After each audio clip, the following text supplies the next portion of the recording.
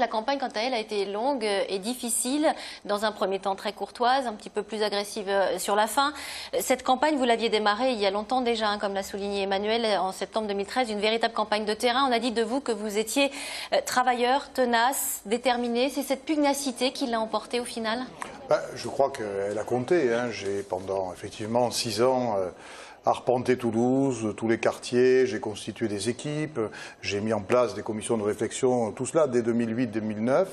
Et à la fin, tout ça, ça compte, ça pèse, et surtout ça me permet de prendre les fonctions en étant opérationnel tout de suite.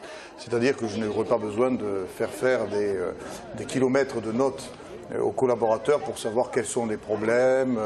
Je crois pouvoir dire que je connais les problèmes de chacun des quartiers de Toulouse et de chacune des thématiques. En étant dans l'opposition, en intervenant très souvent, je sais aussi ce que j'ai approuvé dans ce qu'a fait Pierre Cohen et ce que j'ai désapprouvé. Et comme je ne suis pas, je l'ai dit, dans un esprit de revanche, en ce qui me concerne, je ne suis pas dans un jugement totalement négatif, définitif à l'endroit de Pierre Cohen. Il a fait de bonnes choses, ces bonnes choses, on les conservera. Il y en a d'autres qu'au contraire j'ai désapprouvées, et donc on fera autre chose. Mais je ne crois pas du tout que ce soit tout blanc ou tout noir. Alors, bonsoir Jean-Luc Moudin, que sur le terrain vous avez défendu votre programme. Est-ce qu'il a fallu défendre la politique également au sens large du terme, compte tenu que les Français croient de moins en moins à la politique pour apporter une solution à leurs problèmes quotidiens? Est-ce qu'il a fallu rassurer aussi? J'ai défendu la politique par le projet.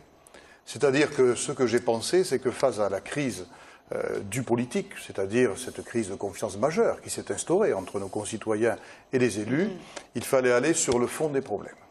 Et donc j'ai refusé d'aller sur le symbole, sur la posture, sur les petites phrases, les formules toutes faites. J'ai préféré bâtir un projet avec, sur l'ensemble des problématiques, la sécurité, la propreté, l'éclairage, les déplacements, la métropole de demain, la culture. J'ai préféré du concret.